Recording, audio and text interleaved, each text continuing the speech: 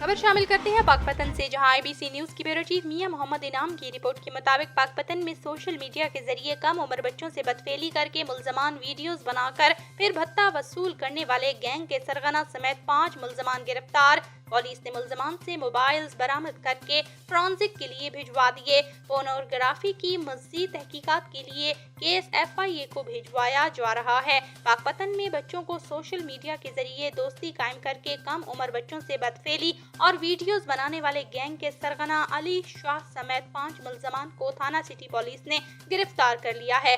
DPO Pakpattan captain retired Tariq Wilayat के मुताबिक मुलजमान मोहल्ला इनामाबाद के 9वीं जमात के तालिब इल्म मुकर्रम को बदफेली का निशाना बनाकर बरहना वीडियो बनाकर भत्ता वसूल करते रहे। पुलिस ने मुतासरा बच्चे के वालिद वकास वट्टू की मदईयत में मुकदमा दर्ज कर रखा है।